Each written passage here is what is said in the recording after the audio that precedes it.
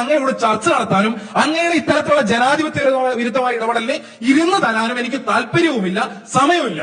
അങ്ങ് നടത്തിക്കോ ദയവ് ചെയ്ത്. ഇത് നിങ്ങളുടെ ഈ പറഞ്ഞ റിപ്പോർട്ടർ ചാനലിന്റെ പ്രതിനിധികളെ കൊണ്ട് ഇങ്ങോട്ട് വിളിപ്പിച്ചിട്ട് ചർച്ചയ്ക്ക് വരുമെന്ന് പറഞ്ഞ് വിളിക്കാതിരിക്കാം. എനിക്ക് എത്ര മിനിറ്റ് സമയം ലഭിച്ചിരുന്നു? ഒരു 3 മിനിറ്റ് 4 മിനിറ്റ്.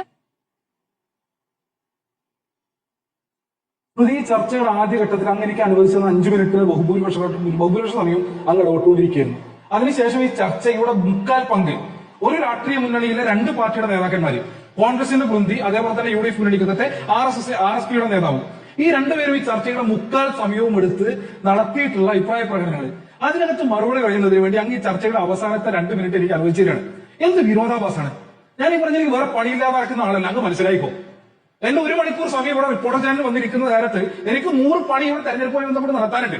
ശുദ്ധ തോന്നിവാസമാണ് അങ്ങ് കാണിച്ചുകൊണ്ടിരിക്കുന്നത്, മാന്യതയില്ലായ്മയാണ്.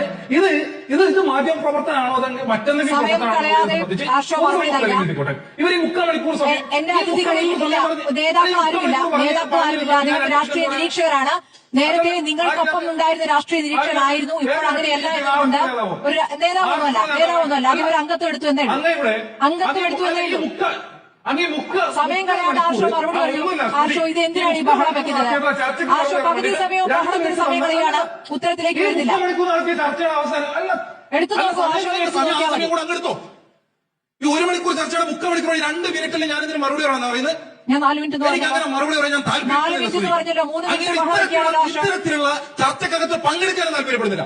ആർഷയ്ക്ക് പറയാനുള്ള സമയം അങ്ങയോട് ചർച്ച നടത്താനും അങ്ങയുടെ ഇത്തരത്തിലുള്ള ജനാധിപത്യ വിരുദ്ധമായ ഇടപെടലിനെ ഇരുന്ന് തരാനും എനിക്ക് താല്പര്യവുമില്ല, സമയവുമില്ല.